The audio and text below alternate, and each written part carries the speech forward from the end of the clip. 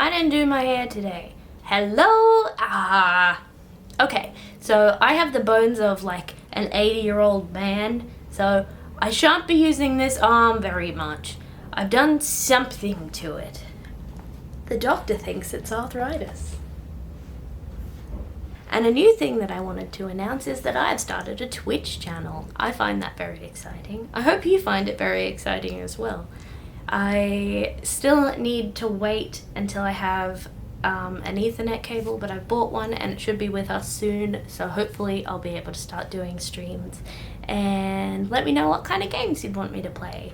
The kind of games that I like are very strange, so I like gory, horror, shooty, smashy things, and I like cute things. So I'm thinking of doing like little friendly games like making ABDL characters on The Sims, or doing Slime Rancher, things like that. Simple things that are suitable for little beans. And if there's enough interest, I'll show all of you how bad I am at shooters. But anyway, I don't game because I'm good at gaming, I game because I like it and it's a fun thing to do. And I think it'll be really awesome to be able to chat to you guys one-on-one. So if you want to head on over to my Twitch channel and follow me,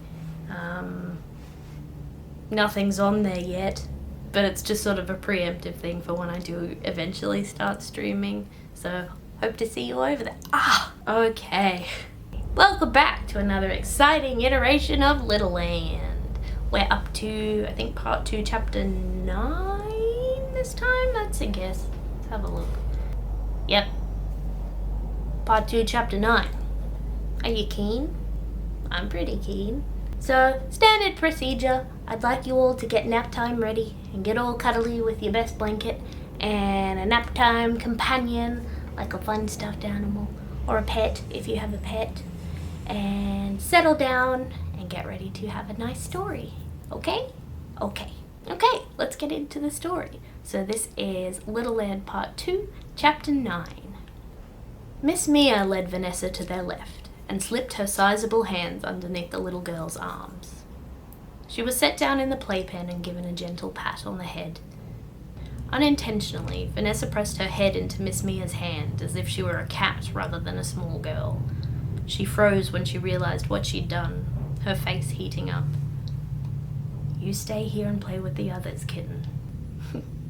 Be good, okay? Miss Mia turned on her heel and, in 4 long strides, exited the cabin. Vanessa wondered why for a brief moment, a soft anxiety growing in her chest. The reason for Miss Mia's departure became obvious when she witnessed the other caregivers entering the room, bundles of luggage in hand. The cabin was warm and inviting, and the playpen held a multitude of colourful toys. Still, the surroundings were unfamiliar, and Vanessa's thighs still smarted from the quick lesson in obedience she'd learned earlier. Her lip quivered, and she sat down at the perimeter of the pen, looking carefully out for her caregiver's return. I'm really low in the frame. Hang on. Oh yeah, that's better. Miss Mia did not materialize, but Miss Emily did. She placed Aiden on the ground beside Vanessa, who looked up and gave her freckled companion a wan smile. "Why are you sitting there?" asked Aiden, his mouth yet again full of some unknown snack. "There's a beanbag." Aiden promptly flopped down onto the sack of beans with an extremely audible crunch. "There's a couch over there. There's even a bear you could sit on if you wanted to be Piper for the night." Aiden swallowed his mouthful just as Ethan neared the playpen and set Piper down, her purple leash still looped over his wrist. "Mine!" cried Piper, starting towards the bear. She looked momentarily confused when her journey was cut short, the rain stopping her movement mid-stride. Ethan looked meaningfully at the little girl, who lowered her foot carefully. "Sorry," she said, smiling bashfully at both Ethan and Vanessa. "Do you want to sit on the bear's lap, Vanessa?" Vanessa shook her head wordlessly. She gripped the bars of the pen between her fingers and seemed to struggle with the concept of letting go.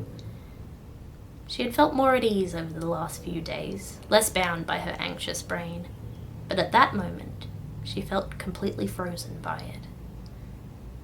All she wanted was for Miss Mia to return, cradle her, and tell her that everything was going to be all right. Ethan surveyed the little girl with concern. "Pip, darling, go play," he said, as he leaned to grant Piper freedom from her leash. Piper, eager to roam freely, dashed off to the bear and sat contentedly upon his large plush lap. Ethan crouched down, opposite where Vanessa sat. He peered down upon her, his head still visible well above the pen's tallest point. This only served to intensify Vanessa's feelings of helplessness. "Hey now," said Ethan, softly, leaning down to meet the little girl's eyes. "What's the trouble, sweetheart?" Vanessa sniffled, taking in a shaky breath. She was unsure what to say. Was she upset due to the unfamiliar location? Was she troubled by virtue of simply being in the park? Perhaps. Was she cold? The snow that fell and blanketed the grass outside made that likely. Or was it simply a matter of separation anxiety?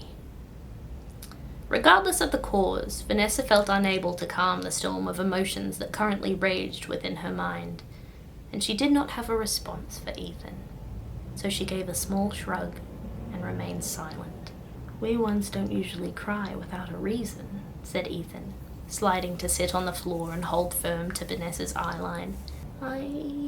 She stammered, her fingers tightening around the thin wooden bars. "I don't know," she finally admitted in a whisper. "It's been a great big day," said Ethan, reasonably. "I sometimes feel overwhelmed after a big day."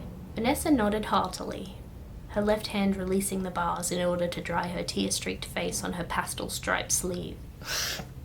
"Big day," she agreed in a tiny voice. "Very big day. But you know what, sweetheart?" "What?" asked Vanessa, looking hopefully upward. "You don't need to worry about anything. We've just about gotten the van unloaded. All you need to do is sit here while the grown-ups handle everything." Ethan gestured first to himself, then to the doctor, who entered the room with Frank in his arms. "Then, once we're all unpacked, we'll have some dinner, a nice warm bath, a fresh nappy, and a great big cuddle from your Miss Mia. Does that sound all right?" It did sound all right. In fact, to Vanessa, it sounded like no less than a lovely evening. A quiet smile spread itself across Vanessa's face, and Ethan returned the expression, relieved to have helped settle her worries. "That sounds nice," whispered Vanessa, shyly. "You've forgotten the most important part," said Dr. Gilbert, as he transferred Frank from one hip to the other. "Oh? What's that?" asked Ethan, raising his brows. "A story." Briefly, Vanessa was aware of Frank's pants, as the doctor hoisted him over the bars and inside the playpen. She was certain they were a different pair to the ones she'd seen Frank wear in the van. She cringed internally for him when the implications of this occurred to her. He'd had, like Vanessa, only not 2 hours previously, an accident. A deep blush coloring his cheeks only served to confirm her suspicions. Vanessa's heart went out to him. She knew firsthand how that felt. "Ah, silly me, of course I did," said Ethan with a sigh. "If you're good, we'll have a story before bed." "What story?" piped Aiden, struggling to sit up in the uncooperative beanbag. Piper stretched out her foot and stomped on the beans, allowing Aiden to remove himself from the bag and grin excitedly at Ethan. We'll have to see what we packed, little lad. No doubt some great adventure about a hungry bug or a brightly coloured fish." Vanessa chuckled, her grip on the bars loosening. Piper rose to her feet and padded over to where Ethan and Vanessa were conferring. "We could play a game while they unpack. Or I think I saw some colouring books over there." Piper gestured to a low table in the corner of the playpen that hosted a litter of papers and a large mug of crayons. "Yeah!" cried Aiden, leaping to action. He rifled through the papers and held one aloft, which he then turned to reveal to the others. "This one matches your hat." The little ones coloured, Vanessa's anxiety all but forgotten for the time being. After they'd made themselves seated around the small table, Frank timidly approached and surveyed the colouring pages. Do you mind if I... he asked, quietly, reaching for one of the sheets. Yeah, go ahead, said Aiden, amiably, and the others nodded. Frank joined the three at the craft table, his pink cheeks slowly fading. Vanessa slid the mug of crayons closer to Frank, and he gave a gentle grunt that seemed to imply gratitude. Where's Danny? Asked Piper, turning her head only briefly towards Frank before pivoting back towards her colouring page. Oh, said Frank, distractedly. He was searching the crayon mug for the right shade of green. He's upstairs. Ah, what's it like upstairs? Asked Aiden, near dropping his crayon with excitement. It's pretty good. Well, what's up there? Aiden persisted. Anything cool? Not really, said Frank, laying his crayon down and scratching his neck. Bunch of bathtubs, a bedroom, another living room. More of the same, you know? Everything's big. No toilets. He muttered that last, a pained expression on his face. Oh, that's right, said Aiden, casually. You know, it's weird. I'd forgotten. Frank flushed. Piper giggled. Vanessa looked thoughtful. Aiden's remark clearly having different implications for each of them. Until I need to go, that is. Then it's like I've completely forgotten how. Right? Exclaimed Vanessa, still colouring diligently. It's impossible! What's impossible? Asked Mickey, entering the room with Danny, who Vanessa noted also wore a new pair of pants.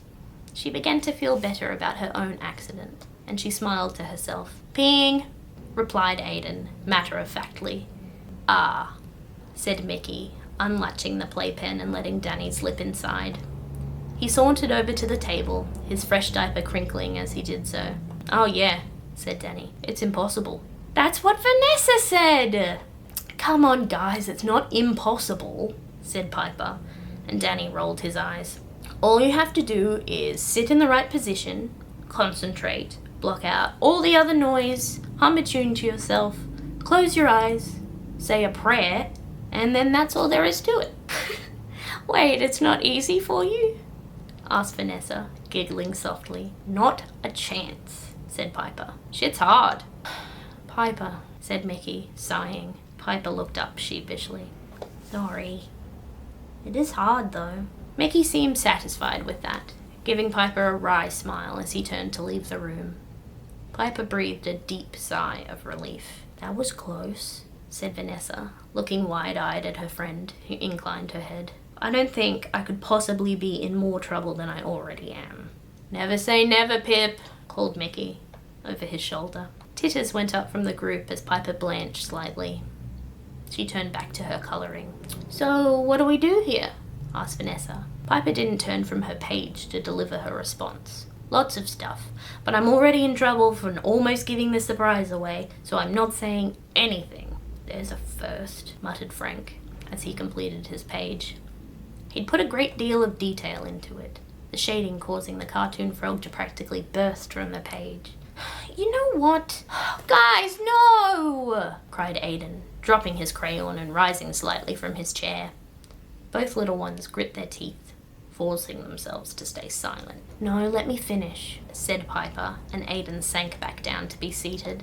Frank, I'm sorry I tried to spoil everything. I'm sorry I tried to make you swear, and I'm sorry I've given you a hard time. I never meant to be a bully. Slowly, Frank returned his green crayon to its proper place in the mug. His eyes lingered on his page, words not quite forming on his lips. He began. You don't need to say anything, said Piper, softly. Frank shook his head and opened his mouth. I'm sorry too, he mumbled. I keep starting fights. I don't know why. The relief on Piper's face was instant. I don't know why I do the things I do either, said Piper, her face breaking into a smile. Well, what if we both just tried not to? Asked Frank, finally looking up in Piper's direction. Yeah, said Piper, exhaling. For a moment, the silence was palpable.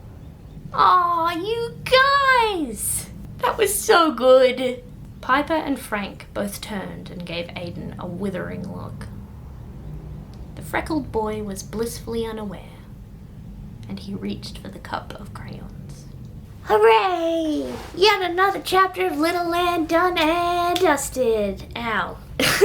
I hope you enjoyed this week's chapter of Littleland, and I'll see you guys all again very, very, very, very, very, very, very soon. I hope you all have just a beautiful day. Bye, everybody.